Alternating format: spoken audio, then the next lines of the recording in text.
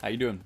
So this video is gonna be just a update thing, but it's a bigger one than usual. You know, normally they're just sort of new builds and anything that's kind of changing with the channel. This one is actually gonna encompass the community building challenge that was originally taking place over the end of last year. However, I extended the deadline about another month because I got minimal submissions, basically none. And when I extended it, I got two submissions, and so I'm going to show those off in just a little bit. I'm going to go over something else first. The other thing that I had neglected to do was actually release the reward kind of for you guys for the subscriber milestone, which was 3,000, and I said I'd be releasing the Republic clone Juggernaut turbo tank, whatever you want to call it. If you're a Lego fan, you know it's the turbo tank, basically. So yeah, this is it, and this is the 2:1 scale version. And this one you're seeing right now has been updated since the original release kind of showcase of it. So yeah, it's quite a bit different. The wheels mainly are the biggest update. They've been completely overhauled, and also these bits on the side have been brought out just to add a bit more kind of detail into that. So yeah, that'll be in the description. It's a media file link, and you just get a MCedit schematic download. Also, MCedit is something I want to talk about in a little bit as well. But first, we'll go over the actual contest. So like I said, I did receive 2 submissions, but I've only actually got one on me. I don't know where the other one went. I wouldn't delete an email. So basically, if you did submit something and your name isn't here, there's only one other submission. Like I said, if your name isn't here and isn't that name, then just drop me another email and I will basically put you into the next video. Because there was only 2 submissions, I'm not going to do the rewards the same way I did it originally. There was tier rewards from 1 to 5 for the places, but obviously since I only got 2 submissions, that's not going to work. So I'm gonna just contact the people individually and discuss what rewards they can have. Well, so far it's only one person because I don't know who the other one is. I'm kind of worried that there was only ever one person and I'm hallucinating the second person, but yeah. So basically, let's get into the pictures of the pelican that was made, and this was by a man named Dominic. So yeah, let's have a look at that. So as you can see, the pictures are kind of blurry, so it is a little bit difficult to see. He did apologise for that because he just had to take the pictures from his Xbox. But yeah, it's basically a pretty good pelican actually. I like the black colour scheme. I think it's rather interesting. I've never done one of those personally myself. But it's something that I could look into in the future because it is a very nice colour to do things in. So yeah, I did one in white. That one was kind of cool. But yeah, this one, the shaping is pretty good actually. I think the only thing I would say is that the back needs to be a bit higher up. But as for the overall shaping, I think it's actually pretty good. I really do like this.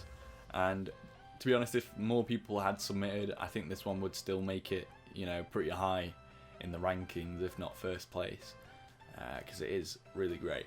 I do like it. And yeah, it's got everything a pelican would have. It's got the equipment at the bottom as well, which is something that people hardly ever put on. So I can only assume this is more based on the Halo 3 ODST pelican, the NMPD one, which would explain the dark colour scheme anyway. But yeah, I do like it. It's pretty nice. You know, it's nearly on par with mine.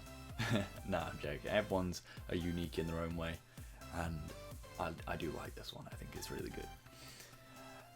So yeah. Anyway, I don't know how long I'm going to put each picture to last for, so I don't know how long I need to talk for. But you know, I'll just leave you with the rest of the pictures if there are any. If not, let's move on to the next bit. So yeah. Anyway, that was from Dominic. I don't know how to say his second name. Harger. I don't know. But yeah, thank you for the submission. And I will message you to discuss the rewards. Okay, so the final thing I said I'd talk about was MCedit and how it would affect the future of videos. So basically, with the scale of the stuff that I build, I need a external editor to actually copy stuff over to make environments, and yeah, it's just basically like it's like your right and left hand. Left hand's Minecraft, right hand is the external editor, MCedit. And if I didn't use MCedit, I would basically be hindered quite a lot in what I could create, like losing a hand basically. And the problem is that MCedit is no longer being updated. So for future versions of Minecraft, this includes 1.13 and onwards, basically MCedit won't be made for that. The creators are producing a new editor, like exclusively for worlds past 1.13, so that should be good, but it depends on when that's actually going to be released.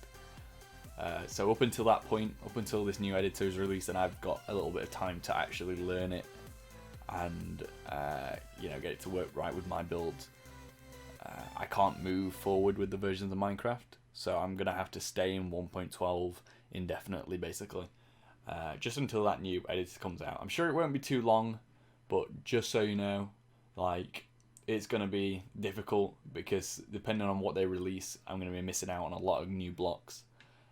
If they release bit like slabs and stairs that are turned on the side, so like yeah, that'd be just traumatic because I'd really love to use sideways slabs, you know, that'd be absolutely amazing, but obviously I wouldn't be able to.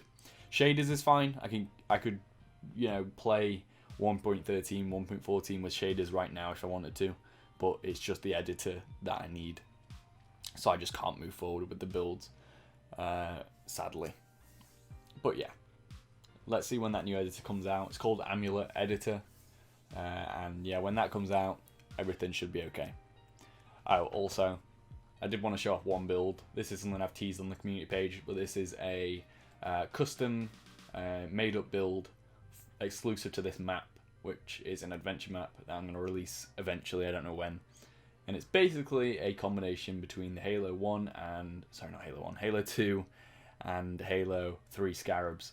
So you can see it's got the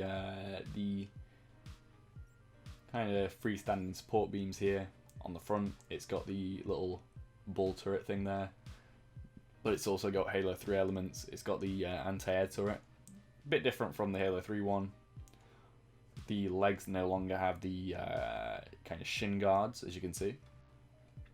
And there's a lot of bits that are just filled in. So this back bit is way more covered. There's only one small entrance port here. The ramp is gone because the front no longer has access. So yeah, that's the only entrance point right here. And the energy core is actually covered up for once, so you can't get in there. Which is a design choice they should have actually carried over into the Halo 3 Scarab, because the Covenant is stupid. They leave their energy core exposed. So yeah, cool new creation, and yeah, it's just pretty sick. There'll be quite a few custom vehicles coming, I hope. I already did one a long time ago, I think. I can't remember what it is though. And the only other ones I did are the Arctic variants from the base that I was working on in the Arctic, basically. There was like a fire base sort of thing, and there was a Arctic elephant, Arctic pelican, stuff like that. It was pretty cool. So yeah, custom stuff, yes or no, it's up to you.